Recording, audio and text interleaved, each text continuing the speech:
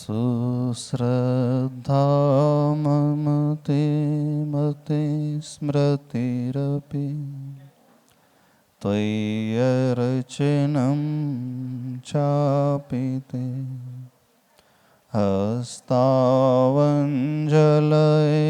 कथाश्रुतिरतः करेणोक्षिसम्प्रेक्ष्यते सस्तत्यां व्यसनं शिरोनतिपरं सेविदृशीयेन ते तेजस्वी सुजनोऽहमेव सुकृती तेनैव तेजः पते तेनैव तेजः पते। देवादिदेवी खजारार्षि शांतिनाथ भगवान के। गुरुनाम गुरु आचार्य भगवान श्री ज्ञान सागर जी महाराज के। संत श्रोमणी आचार्य भगवान गुरुदेव श्री विद्यासागर जी महाराज के। आचार्य श्री समय सागर जी महाराज की।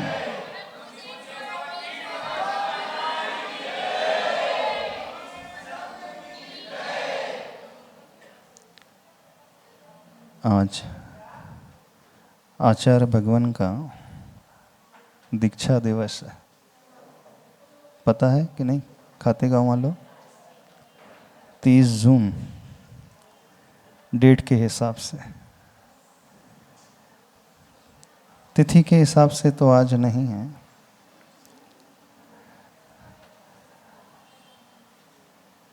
आज हमारे मन में एक भाव आ रहा है, थोड़ा सोच रहे हैं आप लोगों से शेयर कर लें। कितने लोग ये चाहते हैं कि गुरु आपको सिद्ध हो जाए? पूछ रहे हैं। कितने लोग ये चाहते हैं कि गुरु आपको सिद्ध हो जाए? गुरु गुरु प्रभु आपको सिद्ध हो जाए। सिद्ध होने का अर्थ, जो आप चाहो गुरु आपके अनुरूप ही कहने लगे, जो आप चाहो गुरु आपके अनुरूप ही करने लगे, जो मन में कोई विचार उत्पन्न हो जाए गुरु तक वह संप्रेषण पहुंच जाए और आपके मन में उठने वाली आकांक्षा बहुत जल्दी पूरी हो जाए। बोलो, खाते गाँव वाले चाहते हो? हाँ, विदिशा वाले चाहते हो? आप लोग नहीं चाहते आचार्य भगवान आपको सिद्ध हो जाए, पार्श्वनाथ प्रभु, मुनिश्रुतनाथ प्रभु आपको सिद्ध हो जाए? सिद्ध होने का अर्थ वो समझ में आ रहा है? क्या होता है सिद्ध होने का अर्थ? सिद्ध होने का अर्थ यह है कि हमारी वाणी में गुरु की वाणी समाहित हो जाए, हमारी दृष्टि में गुरु की दृष्टि आ जाए, हमारे हृदय में गुरु का हृदय आ जाए, हमारे आत्मा के प्रदेश में गुरु के प्रदेश आ जाए। हो सकता है ऐसा? नहीं हो सकता। हो सकता है कि नहीं हो सकता? किसको अदर वे से बोले, गुरु के आत्मा के प्रदेश में आपकी आत्मा के प्रदेश हो जाए। ऐसा भी नहीं हो सकता। जहां प्रभु की आत्मा के प्रदेश है वहीं आपकी आत्मा के प्रदेश हो जाए। हो सकता? अरे क्यों नहीं हो सकता? जहां पार्श्वनाथ भगवान हैं, जहां मुनिश्रुतनाथ भगवान हैं, जहां शीतलनाथ भगवान हैं, जहां उनकी आत्मा फैली हुई है असंख्यात प्रदेशों को लेकर के, वहीं आपकी भी आत्मा उसी स्थान में फैल जाए। अब बात समझ में आ रही है? नहीं समझ में आ रही? थोड़ा और खोल दे। हाँ, सिद्ध शिला में बिल्कुल ऐसा ही होता है। जहाँ भगवान की आत्मा के प्रदेश हैं वहाँ हमारी आत्मा के भी प्रदेश समाहित हो सकते हैं। जहाँ प्रभु विराजमान है वहीं हम भी विराजमान हो सकते हैं। जो पदवी उन्होंने पाई है वही पदवी हम भी पा सकते हैं। आप लोग भी पा सकते, चाहते हो कि नहीं चाहते? अरे सिद्धोदय से आए हो, सिद्ध भूमि है जहाँ से करोड़ों सिद्ध हुए हैं। और सिद्धों की एक विशेषता होती है, जैनों के भगवान की एक विशेषता होती है कि भगवान अपने किसी भी भक्त को, गुरु अपने किसी भी भक्त को, अपने किसी भी शिष्य को अपने से 1 मिलीमीटर नीचा नहीं देखना चाहते। क्या चाहते हैं हमारे प्रभु? क्या चाहते हैं? आप लोग आचार्य भगवान को मानते हो ना? आचार्य भगवान की इच्छा पता है आपको क्या थी? 3 चातुर्मास सिद्धोदय में आचार्य भगवान के हुए। आचार्य भगवान की इच्छा जानते हो कि नहीं जानते हो? काला जी नहीं जानते? क्या थी आचार्य भगवान की इच्छा? नहीं पता? आचार्य भगवान की इच्छा इतनी ही रहती है कि जो सुख उन्होंने अपने जीवन में पाया वही सुख आप सब लोग पा जाओ। जो जीवन उन्होंने पाया वही जीवन आप लोग भी पा जाओ। भले ही आप पूजा में कहते हो जो पदवी तुमने पाई है मैं भी उस पर ललचाया हूं, लेकिन हमारे भगवान की एक इच्छा है, हमारे गुरु महाराज की भी एक इच्छा है। और वह इच्छा ऐसी है, जो पदवी उन्होंने पाई है वे वही पदवी आपको देना चाहते हैं। कितने लोग उस पद को चाहते हैं? अभी विषय खुल रहा है नहीं खुल रहा है? खाते गावले नहीं चाहते? मारवाड़ी लोग भोग भूमि के जीव हैं ऐसा लगता है। हाँ, कि कर्म भूमि के हैं? सिद्धोदय के आसपास की जो भूमि है भोग भूमि है, कर्म भूमि है? कर्म भूमि है। तो कर्म भूमि वाला जो जीव होता है वो कुछ ऐसे कर्म करता है कि जैसे वो प्रभु ने कर्म किए थे, जैसे गुरु ने कर्म किए थे। तो हमारे गुरु महाराज की सिर्फ एक ही इच्छा होती है, जितने भी सम्यक दृष्टि जीव हैं उनकी एक ही इच्छा होती है, वे कभी अपने तक सीमित नहीं रखना चाहते। जो जो उन्होंने पाया है वो दूसरों को बांटना चाहते हैं। महापुरुषों का एक लक्षण होता है, जो सुख उन्होंने पाया है, जो खुशियां उन्होंने पाई हैं, जो जीवन उन्होंने पाया है, वो कभी अपने तक सीमित नहीं रखना चाहते हैं, वे उसे बांटना चाहते हैं। और मिथ्या दृष्टि जीव का लक्षण होता है, जितना उसने पाया है वो दूसरों से छिपा करके रखता है। सम्यक दृष्टि जीव का लक्षण होता है, जो स्थान ऊंचा उसने पाया है दूसरों को भी उसी स्थान में बैठाने की वो कोशिश करता है। और मिथ्या दृष्टि जीव का लक्षण होता है, यदि वो ऊपर बढ़ जाए और कोई और ऊपर बढ़ रहा है तो उसकी लेग पुलिंग करता है, टांग खिंचाई करता है कि सामने वाला मेरे से आगे ना बढ़ जाए। आपको कब खुशी मिलती है? आपका नौकर हमेशा नौकर रहे तब खुशी मिलती है, कि आपका नौकर आपकी बराबरी में आकर के आप जैसे ही स्टेटस को पाले, आप जैसे ही पोजीशन को पाले, उसमें खुशी मिलती है।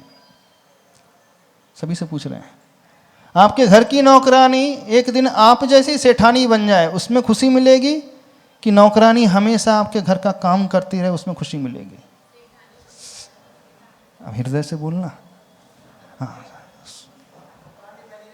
नौकरानी बनी रहे वो हमेशा, समझ लेना मिथ्या दृष्टि जीव का लक्षण।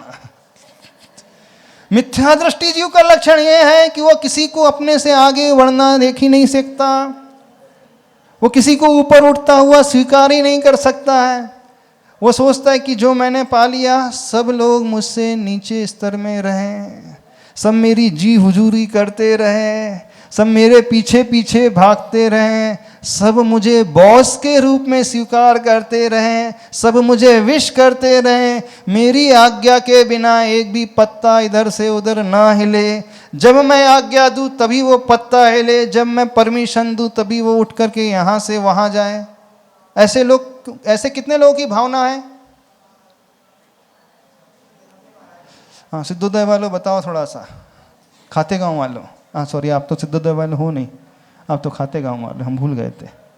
हाँ, खासकर महिला मंडल। हाँ, कितनी महिलाएं चाहती हैं कि एक दिन उनकी नौकरानी बिल्कुल आप जैसी सेठानी बन जाए। जितना सोना चांदी आपके पास है उतना ही सोना चांदी उनके पास भी आ जाए। जितने घर, जैसे घर आपके पास है वैसा ही घर उसके पास भी आ जाए। याद रखना, यदि वो आप जैसी बन जाएगी तो आपका काम छोड़ देगी। हाँ, सारे काम स्वयं करना पड़ेगा। हाँ, सारे काम स्वयं करना पड़ेगा, घर के बर्तन भी मांजना पड़ेगा, साफ सफाई भी करना पड़ेगा, कपड़े लत्ते भी धोना पड़ेगा, सब कुछ करना पड़ेगा। हाँ,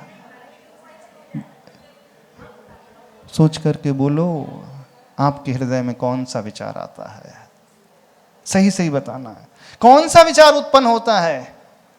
जब आप करोड़पति बनते हो तो अपने पड़ोसी को करोड़पति बनने की ख्वाहिश कर रखते हो कि वो बाजू का दुकानदार निचले स्तर पर रहे, यही भावना भाते हो? बताना। जब आपकी ग्राहकी बहुत चलती है, कितने दुकानदार ये भावना रखते हैं कि मेरी कॉम्पिटिटर की भी दुकानदारी बिल्कुल वैसी ही चले जैसी मेरी चल रही है।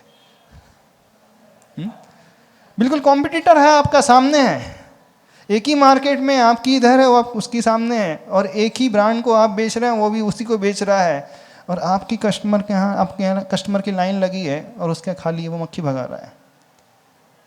वो खाली बैठता रहता है, वो खुशी हो, तब खुशी होती है कि उसके यहाँ भी लाइन लगी रही थी, तब खुशी होती है। सही सही बताना, सही सही बताओ। हाँ, उसकी खाली रहती तो अच्छा लगता है कि नहीं? नहीं, नहीं ऐसा नहीं लगता है, पर हमारी ज़्यादा चले उसकी कम चले, हाँ ये तो ठीक है ना? ऐसे ही भाव है ना? अधिकांश लोगों की यही भाव है ना? समझ लेना, मिथ्या दृष्टि। मिथ्या दृष्टि जीव की पहचान, सम्यक दृष्टि जीव की पहचान जानते हो क्या होती है? वह दुनिया में किसी को नीचा देखना चाहता ही नहीं, और यही हमारे गुरु की इच्छा है, यही आचार्य भगवान की इच्छा रही है।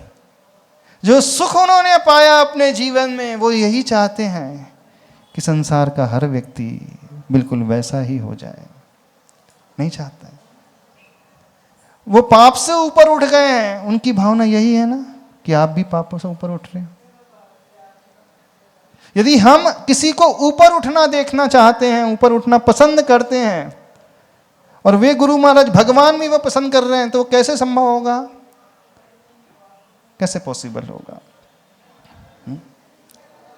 वो ऐसे पॉसिबल होगा जिस रास्ते का चुनाव उन्होंने किया है, उस रास्ते का चुनाव आपको भी करना पड़ेगा। अब दिल पर हाथ रख करके बोलो, आप सम्यक दृष्टि हो कि मिथ्या दृष्टि? हाँ, महिला मंडल। हाँ हाँ, टारगेट आपको नहीं बना रहे, घबराना नहीं। हाँ, पुरुष मंडल जितने बैठे, नवयुवक मंडल जितना बैठा है, जीवन में एक सूत्र अपनाना, बहुत गहरा सूत्र है, बड़ा कीमती सूत्र है।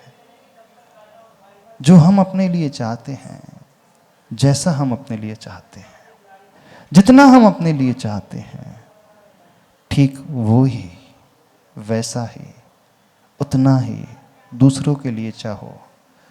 भले दूसरा बढ़े अथवा ना बढ़े, लेकिन इस सूत्र के माध्यम से, इस भावना के माध्यम से आप कई गुने आगे बढ़ जाओगे, कई गुने आगे बढ़ जाओगे।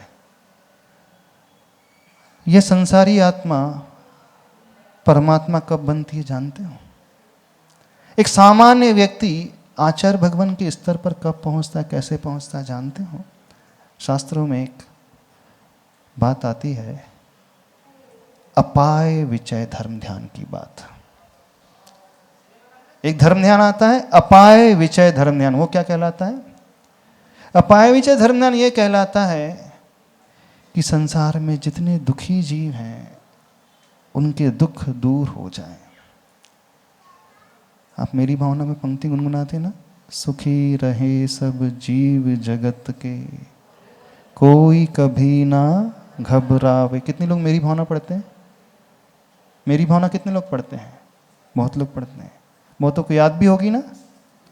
अच्छा, जब ये पंक्ति आप पढ़ते हैं, सुखी रहे सब जीव जगत के, कोई कभी ना घबरावे, उस समय आपके मन में भाव कैसे उत्पन्न होते हैं? इस पंक्ति को अंदर से आप कहते हो कि ऊपर ऊपर से कहते हो? बोले वसंत जी, अंदर से कहते हैं, ऊपर ऊपर से कहते हैं? अधिकांश लोग इस पंक्ति को ऊपर ऊपर से कहते हैं, अंदर से नहीं कहते। और जो अंदर से कहने वाला व्यक्ति होगा वो अपाय विचय धर्म ध्यान को भाने वाला व्यक्ति होगा। और जो अपाय विचय धर्म ध्यान को भाता है वो तीर्थंकर बन जाता है। वही जीव आचार्य गुरुवर विद्यासागर जी जैसा बन जाता है। वही जीव जो है रिद्धि से संपन्न मुनिराज बन जाता है। वही जीव चक्रवर्ती के पद को पा जाता है। वैसा ही जीव जो है बलभद्र के पद को पा जाता है। जितने भी महाराजा, मंडलेश्वर, महामंडलेश्वर, अधिराजा, जितने भी ऊंचे ऊंचे पद होते हैं, जितनी भी बड़ी बड़ी पोस्ट मिलती हैं, वो पोस्ट, वो पद ऐसे ही नहीं मिलते। पूर्व भाव में उस जीव ने यही भावना भाई थी, कोई भी दुखी ना रहे संसार में, किसी को भी कोई कष्ट ना हो। वो ऐसे उसने भाई थी कि जो मेरा जीवन सुखी हो गया है, मुझे सारी अनुकूलताएं मिल गई हैं, मैंने जितना पैसा चाहा था मुझे उतना पैसा मिल गया, जैसा मैंने घर चाहा था वैसे घर मुझे मिल गए, जैसी मैंने संतान चाही थी वैसी संतान मुझे मिल गई, जिस व्यापार को मैंने चाहा था वैसा व्यापार मुझे मिल गया, जितने इनकम को मैंने चाहा था उतनी इनकम मुझे होने लगी, जितनी सुविधाओं को मैंने चाहा था वो सुविधाएं मुझे मिलने लगी हैं, और इसके कारण मेरा जीवन बड़ा सुखी हो गया है। हे प्रभु, जब से मैंने ये पाया है मेरा जीवन सुखी है, तो बस मैं यही भावना भाता हूँ दूसरों का जीवन भी बिल्कुल ऐसा ही सुखी हो जाए। ये सम्यक दृष्टि जीव की पहचान। अब फैक्ट देखना, जितने भी तीर्थंकर बने हैं, जितने भी महापुरुष बने हैं, जितने भी बड़े बड़े आचार्य बने हैं, रिद्धि से संपन्न मुनिराज हुए हैं, वो इस अपाय विचय धर्म ध्यान की भावना को हमेशा भाते हैं। लेकिन फैक्ट ये है कि सारे जीव कभी सुखी हो ही नहीं सकते। हो सकते? सारे जीव को सुख मिल सकता है? कभी नहीं मिल सकता। दुखियों की संख्या हमेशा अनंत अधिक ही रहेगी, रहती आई है, रह रही है और रहेगी। अब विशेषता समझने की कोशिश करना। भावना वो तीर्थंकर का जीव भा रहा है कि सारे जीव सुखी रहे सब जीव जगत के, कोई कभी ना घबरावे। और रिजल्ट क्या निकल के आ रहा है? सारे जीव सुखी हो ही नहीं रहे। सत्य तो यही है ना, सत्य यही, फैक्ट यही है कि सारे जीव सुखी हो भी नहीं सकते, इम्पॉसिबल है। क्योंकि उनका सुखी होना उनके कर्म पर आधारित रहेगा, उनका ऊपर उठना उनके कर्म पर डिपेंड करेगा। वो कितनी कमाई कर पाएंगे, कितना ऊंचा उठ पाएंगे, कितना अपना भविष्य सुधार पाएंगे, कितने अपने घर को सुधार पाएंगे, ये उनके कर्म पर आधारित रहेगा। लेकिन जब ये भावना हम भाते हैं तो भले ही उनका उपकार हो अथवा ना हो, भले ही उनका विकास हो अथवा ना हो, सबसे बड़ा बेनिफिट ये होता है कि हमारा विकास हो ही जाता है। बस इस मूल सूत्र को पकड़ने की कोशिश करो। और इसे जब व्यक्ति नहीं पकड़ पाता है, ईर्ष्या के कारण, जितने सब बैठे हैं ना, ईर्ष्या से प्रभावित हैं। आप क्यों नहीं अपने पड़ोसी को ऊपर उठता हुआ देखना चाहते हैं? क्यों नहीं अपने कॉम्पिटिटर को ऊपर उठता हुआ देखना पसंद करते हो? क्यों नहीं चाहते कि नौकरानी भी आपकी जैसी सेठानी बन जाए? क्यों नहीं चाहते कि नौकर भी एक दिन मेरी जैसी कार लेकर के घूमे, मेरे ही जैसा उसका बंगला भी है, मेरी जैसे सुख सुविधाएं हों? सिर्फ ईर्ष्या के कारण, अहम के कारण आप ऊंचा बना रहना चाहते हो, ताकि वो नौकर रहे, मेरी सेवा करते रहे, वो मेरी आज्ञा में रहे। जितने महापुरुष होते हैं, बड़े आदमी होते हैं, उन्हें आज्ञा देने में बड़ा कष्ट होता है। बहुत कष्ट होता है। वो आज्ञा देना पसंद ही नहीं करते, क्योंकि जब जब आज्ञा दी जाती है एक सूत्र आता है, आदेशस्तु शत्रुवत, संस्कृत व्याकरण में। हाँ? आगमस्तु मित्रवत, कातंत्र व्याकरण में एक सूत्र आता है, जब भी कोई आदेश पूर्वक किसी अक्षर को लाया जाएगा तो वो शत्रु की भांति प्रतीत होता है, और जब आगम के अनुरूप लाया जाएगा तो मित्र की भांति हो जाता है। यानी जब जब हम आदेश देते हैं तो सामने वाले को बड़ी पीड़ा होती है कि नहीं? भले ही वो आपका नौकर भी क्यों ना हो। आप कहते हैं एक गिलास पानी लेकर के आ, भले 10,000 रुपये उसको सैलरी दे रहे हैं, लेकिन जब वो सुनता है ना, उसे लगता है कि नहीं? कृतांत वक्र को जब ये आदेश मिला रामचंद्र जी से, जाओ घनघोर जंगल में गर्भवती सीता को छोड़ करके आ जाना। कौन सा आदेश मिला था राजा से? रामचंद्र जी से कौन सा आदेश मिला था? सेनापति कृतांत वक्र को कौन सा आदेश मिला था? जब वह उस पर लांछन लगाया गया था धोबी आदि के द्वारा, ऐसी करता है ना। तो राज्य में जब इस प्रकार की चर्चा चलने लगी थी कि ये कैसे राजा हैं, दूसरे घर में रहती हुई स्त्री को अपने घर में लेकर के आ गए। जब राजा अपने घर में ऐसा कर सकते तो मैंने अपने घर में दूसरी की ला ली तो क्या परेशानी हो गई। जब राजा रामचंद्र जी ने ये सुना तो बोले इससे तो सब कुछ व्यवस्था ही चरमरा जाएगी। वे तो जानते थे कि सीता पवित्र है, सीता निर्दोष है, सीता शीलवती है, लेकिन जब दुनिया यह कहने लगी तो राज्य को सही तरीके से संचालित करने के लिए न चाहते हुए भी रामचंद्र जी को आज्ञा देनी पड़ी। कौन सी आज्ञा देनी पड़ी? गर्भवती स्त्री को घनघोर जंगल में छोड़कर आने की आज्ञा। अब रामचंद्र जी ने आज्ञा दी, बड़े कठोर मन से दी। जब कृतांत वक्र को यह आज्ञा मिली, पद्म पुराण ग्रंथ में बड़ा अच्छा वर्णन आता है। कृतांत वक्र उस समय अपने आप को बहुत धिक्कारते हैं। कौन सी पोस्ट में थे वो? सेनापति की पोस्ट में थे, कोई छोटा मोटा नौकर की पोस्ट नहीं थी, सामान्य सैनिक की पोस्ट नहीं थी। हाँ, नेक्स्ट टू किंग, राजा के जस्ट नीचे वाली पोस्ट थी। लेकिन जब उन्हें भी आज्ञा मिली कि जाओ छोड़ करके आओ, वो जानते थे गलत हो रहा है सीता के साथ। उस समय पद्म पुराण ग्रंथ में पढ़ना, वो अपने आप को बहुत धिक्कारते हैं, बड़ा धिक्कारते हैं। बोले मुझे ये आज्ञा माननी पड़ रही है, हे प्रभु ऐसा कर देना कि मुझे कभी आज्ञा देने वाला कोई हो ही ना। यानी जब जब इतने बड़े बड़े व्यक्ति को भी आज्ञा दी जाती है तो उनका हृदय दहल उठता है, बिल्कुल पीड़ित हो उठता है, दुखी हो जाता है जीव सामने वाला।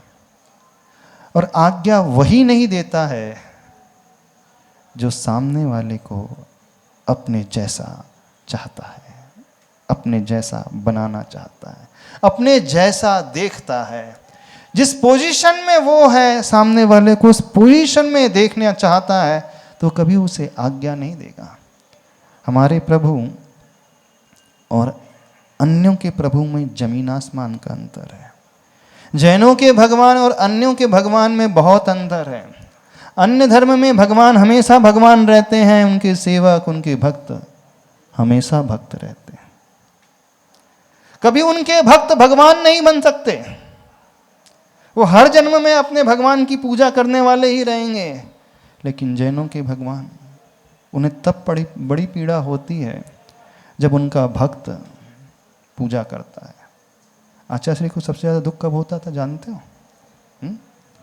जब आप उनकी पूजा करने जाते थे ना तो बड़ा दुख होता था। आप लोगों को क्या लगता है, जब पूजा करने जाते तो बड़ी खुशी होती होगी, देखो इतने अच्छे से पूजा कर रहे हैं भक्ति भाव से? नहीं, तीर्थंकर भगवान को बड़ा दुख होता है। जब कोई अभिषेक करने मंदिर में आता है बड़ी पीड़ा होती है। हाँ? जब कोई उनकी आरती उतारता है तो उन्हें बड़ा दुख कष्ट होता है। क्यों कष्ट होता है? भवो भवो से मेरी आरती उतार रहा है, भवो भवो से मेरा अभिषेक कर रहा है। कब तक ये अभिषेक करता रहेगा? हाँ, कब वह दिन आएगा जब ये मेरे जैसा बनेगा? तो हमारे प्रभु की, हमारे गुरु की सिर्फ एक ही इच्छा है कि आप उन जैसे बन जाओ। कौन हमारे आचार्य भगवान की इच्छा पूरी करेगा? खाते गांव वालों, विदिशा वालों हाँ, कर सकते हो हमारे आचार्य भगवान की इच्छा, गुरु की इच्छा पूरी कर सकते हो? नहीं कर सकते। बड़े निष्ठुर हो आप लोग। हाँ? प्रभु की इच्छा एक ही है। वैसे कहा जाता है भगवान कभी कुछ नहीं चाहते हैं। नहीं, भगवान चाहते हैं, बिल्कुल भगवान हमारे बहुत चाहते हैं। जितना हमारे भगवान चाहते हैं उतना तो किसी के भगवान नहीं चाहते। जितना हमारे गुरु महाराज चाहते हैं उतना तो किसी के गुरु महाराज नहीं चाहते। अन्य के गुरु महाराज होते हैं, अपने सेवक को हमेशा सेवक के रूप में देखना चाहते हैं, लेकिन आचार्य भगवान चाहते हैं जो पदवी मैंने पाई है तुम भी उस पर आ जाओ। तो कितना लोग आना चाहते हैं? नहीं आना चाहते। दीक्षा दिवस है ना उनका आज। जो सच्चा सेवक है ना, जो सच्चा भक्त है, जो सच्चा पुजारी है, पूजा करते समय उसे बड़ा कष्ट होता है। हम हमेशा कहते हैं पूजा बड़े दुखी भाव से करना चाहिए। भगवान की पूजा बड़े दुखी भाव से करना चाहिए, बड़ी मजबूरी में करना चाहिए पूजा। अरे गर्दन उठा हिला रहे हैं ऐसे। आपने क्या सुना है? पूजा बड़े प्रसन्न होकर के सुखी भाव से करना चाहिए, उत्साह से बढ़ कर के करना चाहिए। लेकिन हम क्या कह रहे हैं? जब जब आप पूजा करो बड़े दुखी भाव से पूजा किया करो, बहुत बहुत मजबूरी में पूजा किया करो, खुश होकर के बिल्कुल नहीं करना। भगवान के आगे अर्घ चढ़ाओ, अर्घ चढ़ाने के बाद कह देना, अर्घ चढ़ाने के पहले कह देना, भगवान आपको शर्म नहीं आती?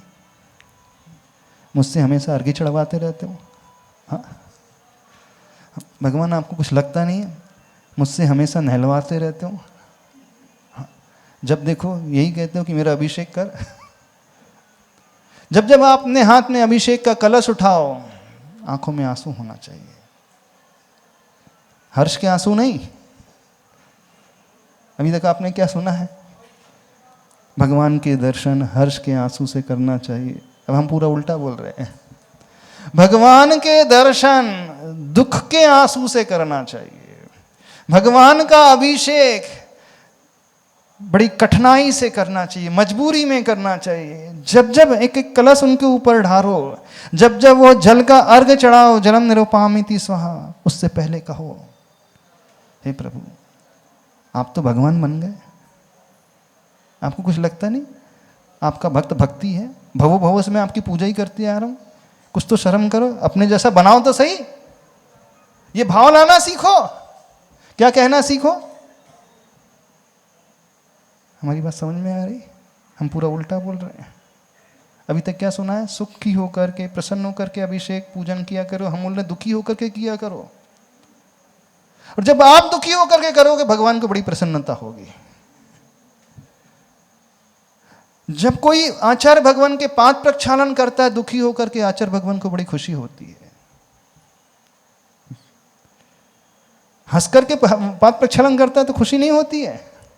जब रो करके पाद प्रक्षालन करता है तो बड़ी खुशी होती है। बोले ये है भव्य जीव। ये कैसा जीव है? भव्य जीव है, निकट भव्य जीव है। बोले क्यों? ये रो करके कर रहा है। बोले क्यों रो रहा है? बोले नीचे नहीं रहना चाहता है। ये हमेशा भक्त बने नहीं रहना चाहता है। ये क्या चाहता है? आचार्य भगवान जो आपने पाया है मुझे तो वो चाहिए।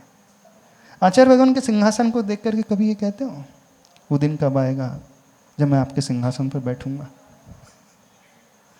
किसी के मन में भाव होता है? मुझे क्या चाहिए? आपका सिंहासन। किसी के मन में नहीं आता। जब प्रभु के दर्शन करने जाते हो, अष्ट प्रातिहार से सहित जो प्रभु भगवान जो विराजमान है वेदी में, सिंहासन के ऊपर बैठे हैं, चांदी का सिंहासन है, रत्नों का सिंहासन, सोने का सिंहासन है। कभी भगवान से सिंहासन की डिमांड करते हो कि नहीं करते हो आप लोग? हमने भक्तामर पढ़ा है, उसमें हमने बताया था एक बार, भगवान के पास जाकर के भगवान से सिंहासन मांगा करो। तरीका बता रहे हैं। भगवान के पास जाकर के क्या मांगा करो? भगवान आप जैसा ही सिंहासन चाहिए, कम में बिल्कुल कॉम्प्रोमाइज नहीं होगा।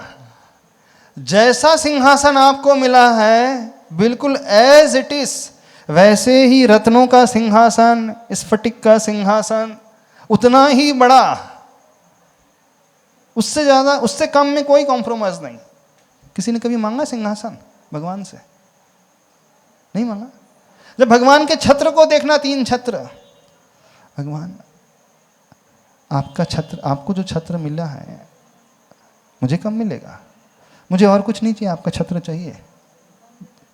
जैसे छत्र आपको मिले वैसे ही छत्र आपके चाहिए, बिल्कुल उतने ही बड़े, उतने ही सुंदर, उतने ही चांदी के भरे हुए। और चंवर 64 है तो 64 ही चाहिए, ऐसा नहीं 2। आप लोग बड़ी छोटी दृष्टि रखते हो। आप क्या बोलते हो? 2 में भी काम चल जाएगा, है ना?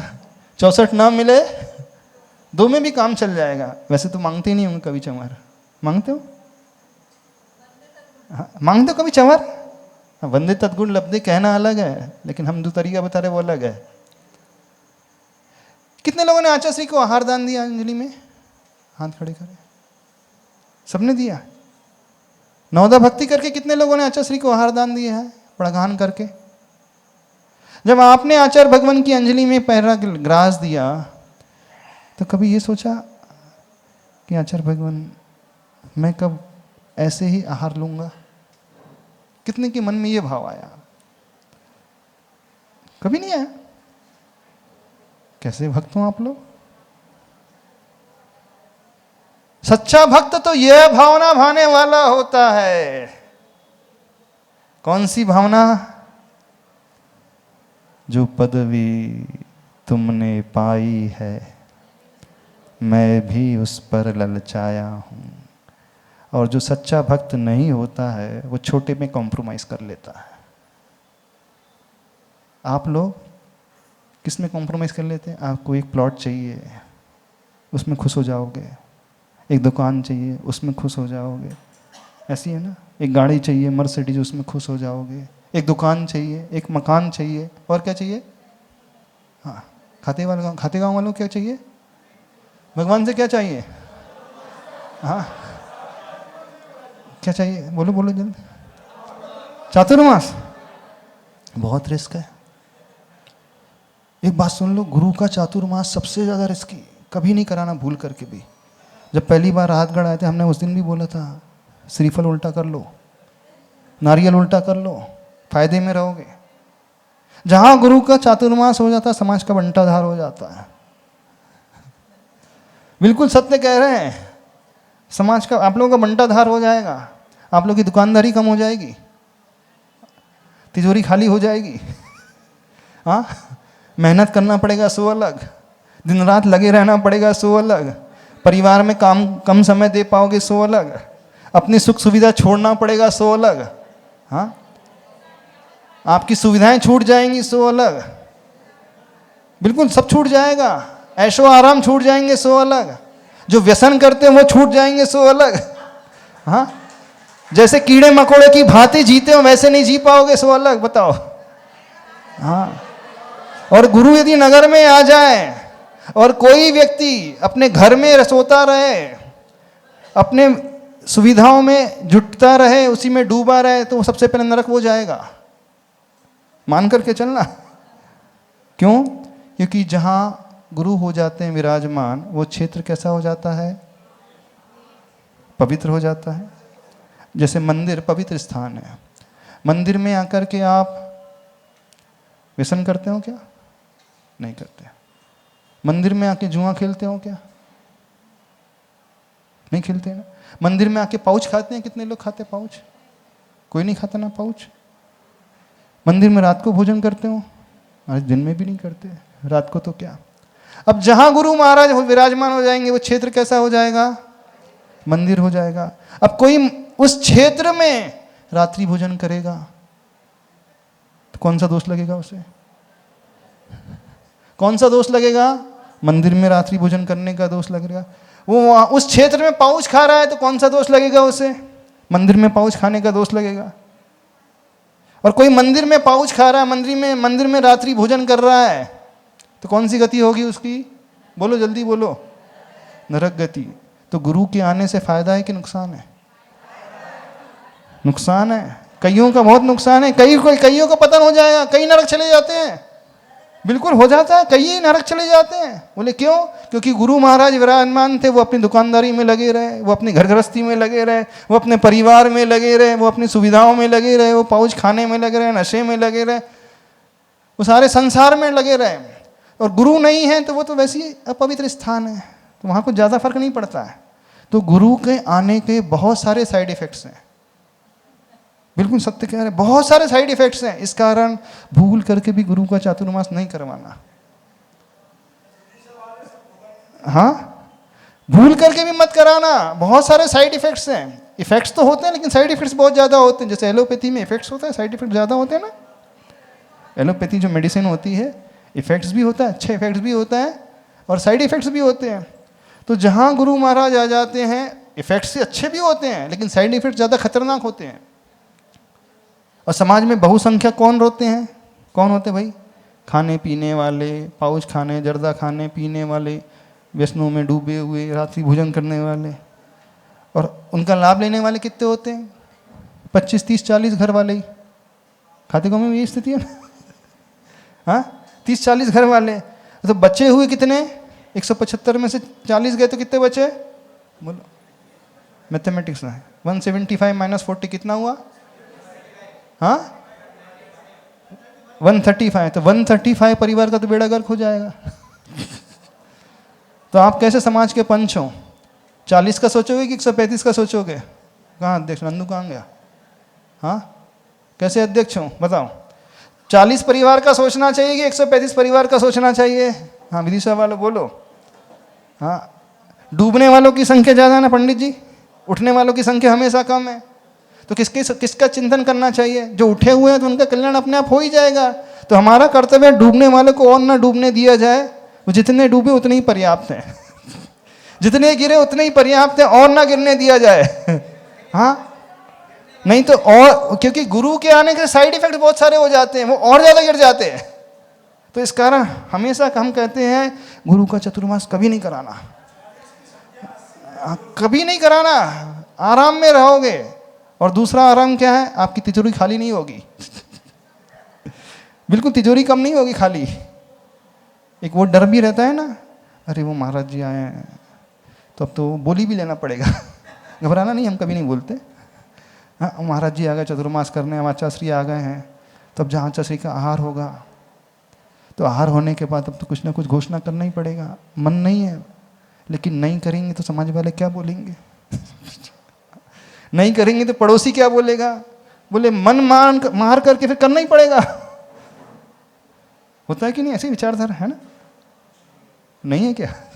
सही बताओ तो सही। अच्छा, सारे लोग जो हैं घोषणा कर रहे हैं, वहाँ हार हो गए हैं, अब दान की घोषणा कर रहे हैं, और जिस परिवार में वो नहीं करता है तो वे अध्यक्ष मंत्री क्या बोलते हैं? अरे आचार्य के हार पर तुम दान की घोषणा ही नहीं कर रहे। तो इतना वो टॉर्चर करते तो उसको करना पड़ता बेचारे को। ऐसी धारणा है। तो उससे भी बच जाओगे आप लोग, बच जाओगे कि नहीं? तो आपका पैसा भी नहीं खर्च होगा, आपकी नींद भी नहीं खराब होगी, आपकी सुविधाएं भी नहीं छूटेगी, और ज़्यादा बड़े नरक में जाने से बच जाओगे। तो फायदे का सौदा कौन सा हुआ? चतुर्मास नहीं कराना। फायदे का सौदा क्या हुआ? चातुर्मास नहीं कराना। ये सबसे अच्छा फायदे का सौदा है। देखो, अज्ञान दशा में जो पाप हो जाता है उससे कर्म का बंध कम होता है। ज्ञात भाव से जो गलती हो जाती है, पाप हो जाता है, तीव्र मंद ज्ञाता ज्ञात भावाधिकरण वीर विशेषेभ्य तद विशेषा सूत्र आता तत्वार सूत्र में। अब गुरु महाराज आ जाएंगे तो आपको ज्ञान भी हो जाएगा। ज्ञान हो जाएगा ना उनके चतुर्मास से। पाप करना दुख का कारण है, व्यसन करना नरक जाने का रास्ता है, रात्रि भोजन करने से कष्ट आते हैं, ज़्यादा मोह परिग्रह रखने से व्यक्ति जो है अशुभ गति में जाता है, सब ज्ञान भी हो जाएगा। अब ज्ञात हो गया, अब फिर भी आप छोड़ोगे नहीं, तो पहले तो तीसरे नरक जाते थे, अब 5वें चले जाओगे। पहले कहाँ जा रहे थे? तीसरे, अब कहाँ जाओगे? 5वें। तो फायदे का सौदा, घाटे का सौदा होगा कि फायदे का सौदा होगा गुरु आने से? पंडित जी बताओ। अरे बसंत जी, घाटे का सौदा है कि फायदे का सौदा हुआ? किसी का तीसरे से प्रमोशन होकर के 5वें हो गया है नरक, तो फायदा है घाटा है? फायदा। क्या है? हमारी बात समझ में आ रही? नहीं समझ में आ रही? तो गुरु के रहने से बड़े साइड इफेक्ट्स रहते हैं, तो झेलने को तैयार हो साइड इफेक्ट्स? महिला मंडल, इनकी तो सारी दोपहर की नींद चली जाएगी, इनकी सो नहीं पाएंगी, कोई भी दोपहर को सो नहीं पाएंगी, इतने काम में जुटी रहेंगी, फिर इतनी क्लास रहेगी और इतनी सारी व्यवस्था रहेगी, तो सो ही नहीं पाओगे। 4-5 मिनट की नींद और बर्बाद हो जाएगी। फिर तैयार है? कहाँ? नौकरानी जैसे काम करना पड़ेगा, सो अलग। हाँ, चौके में सवेरे से शाम नौकरानी जैसे जुटे रहना पड़ेगा, सो अलग। नहीं, कितने सारे बर्तन हो जाते जब चौका लगता है घर में, कितने सारे बर्तन हो जाते हैं, कितना समेटा करते हो। और जब चौका नहीं लगता है तो कितने कम बर्तन होते हैं आपके यहाँ, सही है ना? जब चौका नहीं लगता तो ज़्यादा फायदा रहता है ना? चौका लगने के नुकसान है कि नहीं? बर्तन ज़्यादा मांजना पड़ता है। हाँ, बर्तन ज़्यादा मांजना पड़ता है कि नहीं? तो गुरु के आने से सिर्फ साइड इफेक्ट्स के अलावा और परेशानी के अलावा कुछ नहीं है। सत्य बता रहे हैं हम, प्रैक्टिकल अनुभव बता रहे हैं। जो आप यहां से जाने के बाद बोलते हो उस बात को हम कह रहे हैं। हाँ, जब चौका लगाते और खाली जाता है तब आप गुनगुनाते हो, बोलते रखो इतने सारे बर्तन है, इतना सारा बनाया, इतनी मेहनत की और खाली और चला गया, इससे तो अच्छा नहीं लगाते तो अच्छा था। ये जितनी बोलती है ना ये महिलाएं, इधर पूछ लो जिनका चौका खाली जाता कैसे बोलती हैं? सही है, नहीं बोलती हैं? हम सवेरे 5 बजे से लगे थे, नींद और गई, इतनी मेहनत करना पड़ा, सो अलग, इतना पैसा, इतने सारे इतने महंगे महंगे जूसेस बनाए, सो अलग, इतने सारे बर्तन किए, सो अलग, और महाराज जी आए नहीं, महाराज जी आए नहीं, सो अलग। इससे तो अच्छा चौका नहीं लगाता, ज़्यादा बेटर था। ठीक है ना? कितनी महिलाएं बोलती है? महिला मंडल बता देंगी जिनके चौके खाली जाते, बोलते हैं कि नहीं? कौन नहीं बोलता? बताओ, ये पुरुष वर्ग बोलते हैं कि नहीं? अरे जब खाली जाता तब देखना क्या हालत होती है। वो ऐसी बद्दुआ देती हैं, ऐसी बद्दुआ देती हैं जिसकी कोई चिंता नहीं, बिल्कुल जी खोल करके बद्दुआ देती है महाराज जी को। तो और जब महाराज जी को बद्दुआ देती है तो ऐसे निधत्ति निकाचित कर्म का बंद कर लेती है। जो पहले जा रही थी तो तीसरे पहुंच जाती हैं, जो पहले नरक में जाने वाली थी वो कहाँ पहुंच जाती है? तीसरे में। तो महिलाओं को भी घाटा है, घाटा है कि नहीं? पहले तो आप पहले नरक में ही जा रहे थे, अब कहाँ पहुंच रहे हो? बोलो, जोर से बोलो। तीसरे। हाँ, तो घाटा हुआ कि नहीं? गुरु के आने से घाटा हुआ कि नहीं? आपकी सुविधा गई, नींद गई, पैसा गया, मेहनत करना पड़े, सो अलग, और बद्दुआ दी आपने तो उससे निकाचित करूं बंदा, सो अलग। तो हर एंगल से घाटे के अलावा कुछ हाथ में नहीं आ रहा है। तो जिन जिन ने श्रीफल चढ़ाए हैं अभी अपना अपना श्रीफल ले लो वापस। बसंत जी ले लो, उठा लो। नहीं चढ़ाया? अच्छा, एक ही चढ़ा, इसका चढ़ाया नहीं है? अरे क्या मंजूर है? देखो, गुरु से पहले सब कुछ समझ लेना चाहिए, पूरी बात क्लियर कर लेना चाहिए। सच्चे भक्त हो आप? हाँ, तो बनना चाहते हो आचार्य भगवान जैसा? अब हाथ खड़े कर। चाहते हो? नहीं चाहता, एक नंबर के ढीठ है। कोई बनना ही नहीं चाह रहा। इतना समझाने के बाद भी ना हमारे गुरुवर की इच्छा पूरी करना चाहते हो, ना अपने पार्षनाथ भगवान, ना मुनिषद भगवान की इच्छा पूरी करना चाहते हो।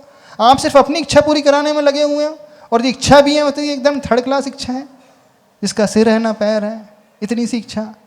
मांगते भी हो तो भिखारी की तरह 5 पैसे 10 पैसे। औकात तो बढ़ाओ थोड़ी, अब स्टैंडर्ड बढ़ाओ। अब 10 पैसे का जमाना गया, 10 पैसे चलते हैं क्या? कितने का जमाना गया? आजकल का भिखारी कितने से कितना मांगता है? क्यों? आप उस भिखारी को चारा नहीं दे दो क्या करेगा वो? 25 पैसे दे दो तो क्या करेगा? तो मिनिमम कितने चाहिए उसे? हाँ, 5 का 10 का। तो थोड़ा आप भी अपने स्टैंडर्ड बढ़ाओ, आप स्टैंडर्ड बढ़ाओ। 10 पैसे 20 पैसे में कहां तक रुके रहोगे? कितना स्टैंडर्ड करना है? कौन सा स्टैंडर्ड करना है? यही स्टैंडर्ड करो। भगवान जो सिंहासन आपको मिला है ना, उससे कम में बिल्कुल कॉम्प्रोमाइज नहीं होगा, बिल्कुल कम नहीं होगा उससे। जैसे छत्र आपके हैं बिल्कुल वैसे ही छत्र चाहिए। ऐसा नहीं कि मेरे नकली लग जाए, आपके तो चांदी के सोने के असली असली लग रहे, मेरे लिए नकली बिल्कुल नहीं। जैसे चमर, जितने चमर आपके उतने ही चमर हो, तो मानना आप प्रभु की इच्छा को पूरी करने वाले माने जाओगे। नहीं है तो सब बेकार की बातें हैं। ऊपर उठने के लिए एक भाव भाना सीखो। जो हमने पाया है वो दूसरों को भी बांटना सीखो। ये अंदर से भावना भाव, जो सुविधाएं मुझे मिली है, हे प्रभु सबको वैसी ही सुविधा मिले। जो सुख मुझे मिल रहा है सबको वैसा ही सुख मिले। और कैसा? जो सुख आपने पाया है अनंत के अलावा और कुछ नहीं। मैं अंत सहित सुख को नहीं चाहता हूं। ऐसे सुख को नहीं चाहता हूं जो छूट जाए। जो 20 साल के लिए मिले वो सुख भी नहीं चाहिए। आप लोग 60-40 साल की उम्र में डिमांड करते हो, कितना जीते हो? 70 जियोगे, 75-80 जी लोगे, और आपको मिल भी जाएगा तो कितने साल तक चलेगा आपका सुख? 40 ही साल ना। आपने खूब डिमांड की, खूब व्रत किए, खूब उपवास किए, खूब सारे विधान किए, खूब सारे आपने दान दिया, उसके बदले में आपने क्या मांगा? कितने साल के लिए मांगा? जो मिला भी आपको 40 वर्ष के लिए, उसके बाद चला जाएगा। या तो वो चला जाएगा या आप निपट जाओगे। हाँ, या तो वो छूट जाएगा या आप स्वयं छूट जाओगे। तो इतनी मेहनत करके भी आप भीख भी मांगते हो तो 40 साल के लिए, शर्म नहीं आती आप लोगों को? सचिन, भीख भी मांगी तो कितने साल के लिए? 40 साल के लिए। कैसे बनिया हो?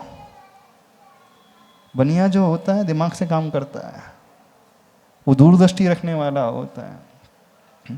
जैसा कोई सौदा करते हो ना, 50 लाख का इन्वेस्टमेंट किया, कोई प्लॉट खरीदा है और तुरंत अगले दिन 52 लाख का ग्राहक आ जाए तो टिका देते हो? नहीं, अभी तो 52 ही मिल रहा है, मैं वेट करूँगा, है ना, इंतज़ार करूँगा, 6 महीने तो कम से कम वेट करूँगा। 50 के जब तक 80 नहीं होंगे, 100 नहीं होंगे, उससे पहले खाली नहीं करूँगा। ऐसे ही होता है कि नहीं, कि तुरंत 1 लाख में सेटिस्फाइड हो जाते हो? तो भगवान के पास जाकर के, गुरु के पास जाकर के थोड़े में क्या सेटिस्फाइड हो जाते हो?